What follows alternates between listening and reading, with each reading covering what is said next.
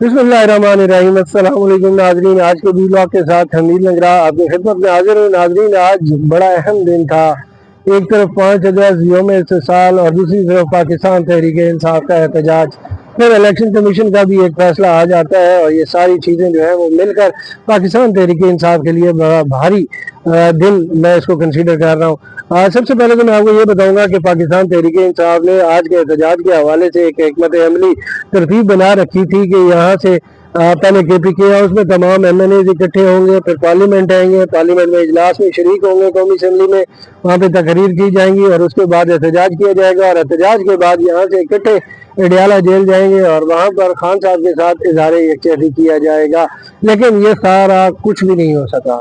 ऐवान के अंदर तकरीरें ज़रूर हुई। मैं हैरान होता हूँ कि जब आमिर डोगर तकरीर करते हुए ये कहते हैं कि हमें फ़ौज के साथ कोई मुखालफत नहीं है, हमें नवाज शरीफ के साथ कोई मुखालफत नहीं है, हमारी शहबाज शरीफ के साथ कोई मुखालफत नहीं है, तो बाबा मुखालफत फिर है किसके साथ? फिर ये एहतजाज आप क्यों कर रहे हैं, किस लिए कर रहे हैं? खैर, हम फिर वापस आते हैं अपनी उस बात की तरफ कि रात पाकिस्तान तहरीक इंसाफ के 2 सेशन हुए और उसमें मुख्तलिफ तजावीज़ सामने आई। पहले ये चीज़ थी कि KPK हाउस में इकट्ठे होना है और फिर पार्लियामेंट आना है। इसके ऊपर भी आज सुबह अमल दरामद नहीं हो सका। कुछ लोग जो है वो खैबर पख्तूनख्वा हाउस पहुंचे पाकिस्तान तहरीक इंसाफ के MNAs और कुछ बराह रास्त पार्लियामेंट आ गए। पार्लियामेंट में आने के बाद होना यह था कि ये जिन लोगों को सजाएं सुनाई गई हैं उनके बैनर्स लेके इंटर होना था और ऐवान के अंदर एहतजाज करना था। लेकिन यहाँ पर इनफरादी तौर पर तकारीर का सिलसिला शुरू होता है और कुछ तकारीर होने के बाद फिर अपोजिशन लॉबी में जाकर पाकिस्तान तहरीक इंसाफ के लोग बैठ जाते हैं, जहाँ पर तहरीक तहफ़्फ़ुज़ आईन पाकिस्तान के सरबराह महमूद खान चक गई, जो पश्तूनख्वा मिली अवामी पार्टी के सरबराह भी हैं, वो वहाँ पर मौजूद होते हैं और वो बैठ कर अडियाला जाने के हवाले से एक मैंने अमली पर बातचीत करते हैं। लेकिन वहाँ पर बेशतर पाकिस्तान तहरीक इंसाफ के MNAs का ये कहना होता है कि जी हमें अडियाला नहीं जाना, हमें यहीं पर एहतजाज करना है। इसी चीज़ को वहाँ पर इख्तलाफात भी बनते हैं और नाराज़ होकर जो हमें इनसाइड मिली पाकिस्तान तहरीक इंसाफ के मुख्तलिफ MNAs की जानिब से कि वहाँ पर सलमान अकरम राजा और महमूद खान अचकज़ई जो है और उनके साथ शानदाना गुलजार साहिबा जो है वो नाराज़ होकर उठते हैं और वो अडियाला चले जाते हैं, जबकि बाकी अरकान को मीडिया के जरिए ये पता चलता है कि जो पार्लियामेंट का मर्जी दाखिली रास्ता है जो मेरे बिल्कुल दाएं जानिब है, वो सामने वो नज़र आ रहा है, वो इस मरकजी गेट को जो है वो बंद कर दिया जाता है और यहाँ से हर आने जाने वाले को मुकम्मल तौर पर इसका रास्ता बंद कर दिया जाता है और यहाँ पर पुलिस की भारी नफरी जो है वो तैनात कर दी जाती है। और कहा यह जाता है यहाँ पर कि DIG इस्लामाबाद जो है वो उनकी स्पीकर कौमी असम्बली के साथ भी मुलाकात होती है और वो उनको कहते हैं कि यहाँ से हम आपके MNAs को नहीं निकलने देंगे, जबकि स्पीकर साहब इस हवाले से उनको ये कहते हैं कि मैं अपने MNAs को यहाँ से आपको गिरफ्तार करने की इजाज़त नहीं दूंगा।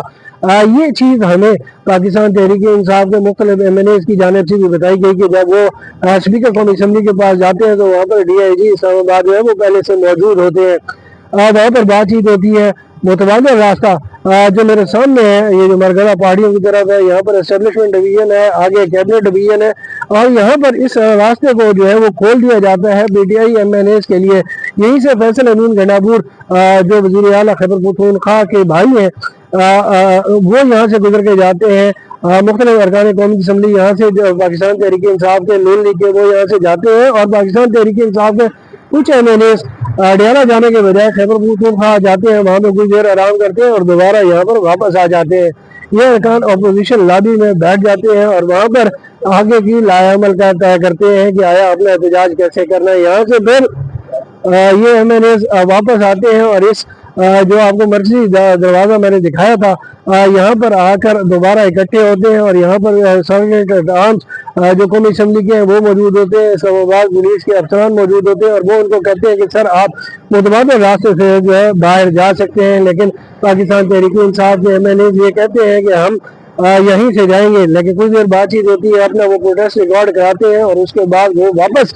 जो है असम्बली के अंदर जाते वक्त भी सनाउल्लाह मस्ती खान साहब हमें ये कहते नजर आते हैं कि हमने तो स्पीकर के पास जाना था, किधर लोग चले गए? वो लोग यहाँ से वापस चले जाते हैं। پاکستان تحریک انصاف کی اس کنفیوژن کی وجہ سے آج وہ اپنا پروٹیسٹ شاید اس سے بھی بہتر انداز میں اگر یہاں پر کرتے، یہاں کے اوپر موجود ہو کے پروٹیسٹ کرتے، نعرے بازی کرتے، پلے کارڈز اٹھاتے تو زیادہ بہتر انداز میں ریکارڈ کروایا جا سکتا تھا، بجائے اس کے جس طرح سے وہ تقسیم کا شکار ہوئے۔